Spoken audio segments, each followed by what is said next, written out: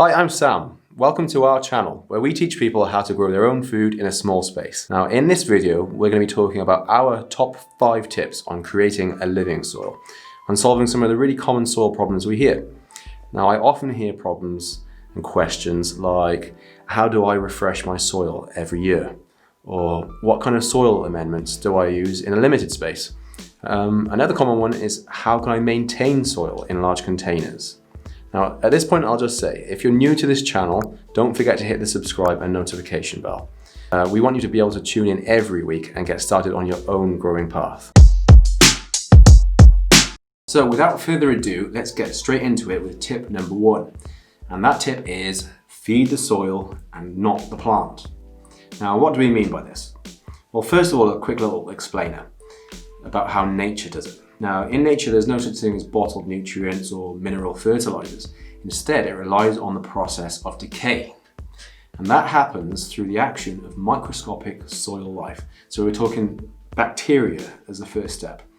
And as soon as some of this organic material, whether it's dead plants, dead animals, animal droppings, as soon as they fall onto the surface of that soil, the process begins. And decay itself is essentially the process of breaking organic matter up into smaller and smaller pieces. And the smallest pieces are what the plant requires. Plants can't actually take up the more complex kind of molecules within those organic ingredients. So when I talk about adding amendments to a soil, well, I'll put things in like bat guano, kelp meal, sometimes krill meal, or worm castings. All of these ingredients have complex nutritional profiles in them, and the plant can't actually access them. Instead, it requires the process of decay for these soil bacteria to unlock the nutrients for them. As well as the bacteria, we have networks of fungi. These also serve an important purpose.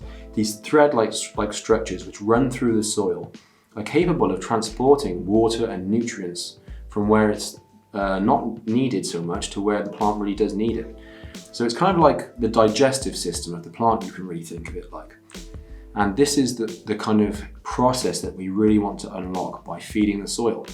Once we've got our soil in the containers, we don't have to keep replacing it, because instead what we do is rely on the life we've got in our containers to move the nutrients around. So we put layers of compost. I like to add vermicompost on the very top layer of my soil, and then the life within that soil will move the nutrition to where it's needed and feed it to the plant as and when it wants it.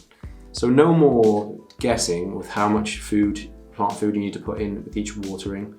It's just a case of making sure all the goodness is already in the soil, and then the soil life unlocks it for you. Okay, and that brings us on to our second tip, which is to add the right ingredients.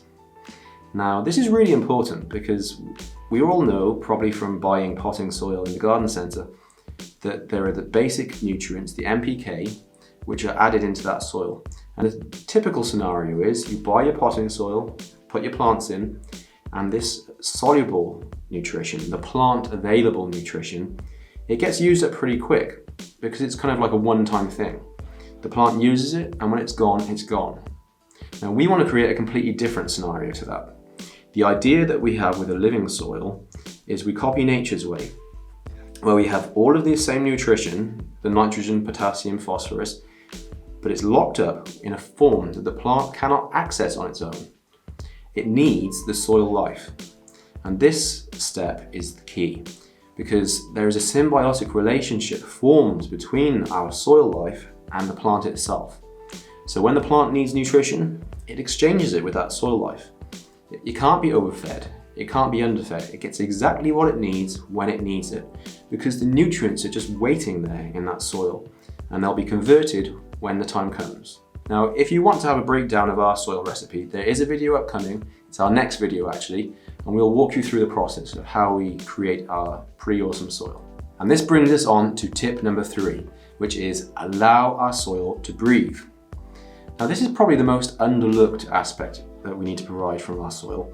It has to be able to absorb oxygen, because we have all the soil life living there now, and that soil life breathes oxygen. And actually, our plant roots themselves breathe oxygen. Not everybody realizes that, but to allow that oxygen to get into the soil, we have to create structure.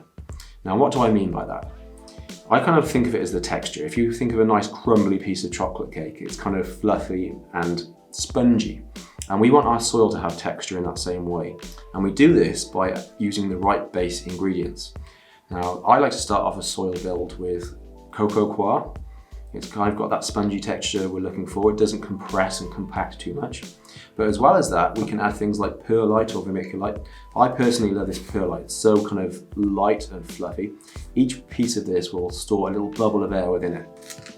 And even freshly after watering, when the air is being pushed out of the soil, the roots will still have access to oxygen thanks to that perlite. Now, the other thing we can do to create that structure we're looking for is to add earthworms. Now, they're going to be tunneling away under the soil surface, and their tunnels will kind of act like a snorkel tube for our plant roots. It allows that air to directly access the roots. And again, it's going to support the life. And that's what we really want to keep doing. To tip number 4, which is don't drown your soil. Now, we've gone to all the trouble to create the conditions for this soil life to thrive. And all it takes is one overwatering to really kill a lot of that off. And in fact, this is the most common problem I see when it comes to failure or killing your plant. When you have your new baby, I guess it's like this little baby plant, you want to care for it, you want to give it everything it needs. So you want to do something. You can't just leave it. And that's when people tend to overwater. And it's really bad. You kill all that soil life and it takes time to come back. But there is a really easy solution. All you have to do is take the technique of bottom watering. It's simple as that. You can kind of think of it as this sponge. You've already created this texture, this consistency of your soil where it's very absorbent. And what you'll do is have a tray or a saucer, which your pot will sit in. You put water in the container, in the pot. The plant absorbs as much as it wants, the soil sucks it up, but no more. It will stop when it's got enough. It won't become oversaturated, and that's what we want to avoid. Oversaturation of water, which occurs mainly from top watering. You can fill that soil up till it's up to the brim. There's no room left for oxygen in there. And as we've already seen, our plants need to breathe. The roots, the life in there, it all needs oxygen. And you'll just drown it if you overwater. So keep bottom watering. Best technique to use. Now, the last tip we have for you, tip number 5, is an important one, and that is that size matters.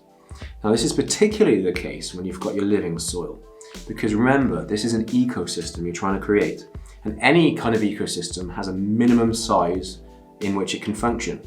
You're trying to create this network of exchange, this symbiotic relationship, and we'd say around 25 litres is the minimum size that you could expect to really gain the benefits of that living soil. So with that said, we'd recommend a cube planter also. I like to use cube planters because if you think, the cubes can fit right next to each other without the wasted space that you'd get with a cylinder-shaped pot. With a cylinder, you have all this wasted area around, and if you put them next to each other, you're not using your space to the maximum potential. So again, size matters. Choose the biggest container possible and you're going to have a better, more rich ecosystem, which will in turn feed your plants and give you the results that you really want. Okay guys, so there you have it. Those are our top 5 tips. So just a quick recap. We had tip number 1. That was to feed the soil and not the plant. If you're good on this route, it's going to be way easier for you in the long run. It's a real hands-off approach. Leaving the plant to gain the nutrition from the soil. They'll create that relationship we discussed. Then we had tip 2, and that was to add the right ingredients. If you get everything in place from day 1, it's going to be, again, way more hands-off. You're not going to have so much work, and that's what you really want. We want you to have some wins here, and making it easy is the best way to do that. Then we went on to tip number 3. That was to allow your soil to breathe. We have to create a structure where you can allow the oxygen to penetrate into that soil and support that healthy life, that ecosystem that you've already created. Which brought us on to tip number 4. And tip 4 was to not drown your soil. You've gone to all this trouble to create an ecosystem in that soil to support your life, to support the plant. Last thing you want to do is kill it with too much water. So wherever you can, don't forget bottom watering. That's the way to go. And that brought us on to tip number 5. And that was container size matters.